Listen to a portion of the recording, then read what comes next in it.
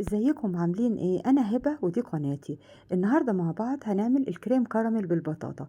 وصفة جديدة بس سهلة ولذيذة، ونوعا ما هي اقتصادية، وهتعجبك ان شاء الله قوي. ولما تعجبك اعملي لايك وشير واشتراك في القناة بتاعتي، ويلا نبدأ.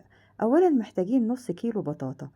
البطاطا دايما قبل ما تغسليها انقعيها في المية 10 دقايق، هتتغسل معاكي وتبقى زي الفل بسهولة.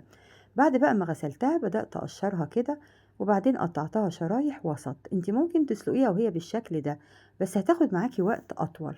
لما نقطعها مش هتاخد أكتر من 10 دقايق أو ربع ساعة. في حلة على النار حطيت البطاطا، وضفت لها كوبايتين مية و5 معالق سكر.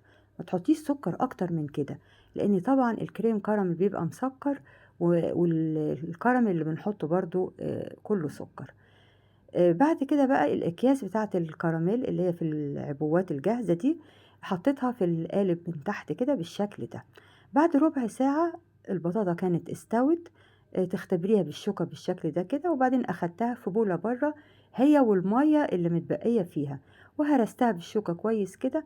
وبعدين في درق الخلاط حطيت كيلو لبن، حليب، معاه مكعب زبدة كده حوالي معلقة، والبطاطا اللي هرسناها، و2 باكو كريم كراميل، ومعلقة نشا كبيرة، ومعلقة صغيرة فانيليا. واختياري بقى، دي إضافة مني أنا كده، معلقتين كريم شانتيه، بس اديت له طعم حلو قوي للخليط ده. ضربته في الخلاط 3 4 دقايق، وبعدين رفعته على نار وسط كده. ومضرب البيض يبقى في ايدك، المضرب اليدوي كده ما تسيبهوش من ايدك.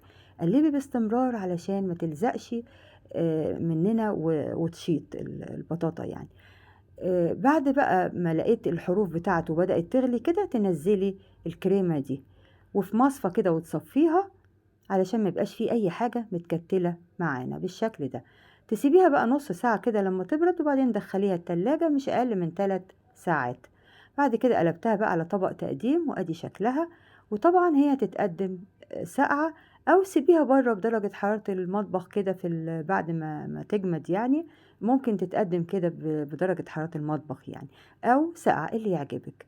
على العموم هي وصفة لذيذة قوي، انا اول مرة عن نفسي اعملها، وانا واخده عهد على نفسي ان الحاجه لو ما اقتنعتش بيها ولقيتها فعلا حلوه ما اعرضش الفيديو، يعني مش لازم اعرضه. لكن هي بجد عجبتني جدا، طعمها حلو جدا. البطاطا خلت الكريمه متماسكه كده، وهي في نفس الوقت برضو القوام كريمي كده وناعمه. طعمها حلو، سكرها حلو. الولاد اللي ما بيحبوش البطاطا هياكلوها من غير ما يحسوا بطعمها يعني جوه الكريمه. لذيذة جدا، وما فيهاش اي حاجة مكلفة. حتى الكريم شانتيه لو مش عايزة تحطيه، ممكن تحطي معلقة قشطة من وش اللبن كده، هتديها برضو قوام حلو ولذيذ. وبألف هنا. ولو عجبتك الوصفة النهاردة اعملي لايك وشير واشتراك في القناة بتاعتي، وباي باي.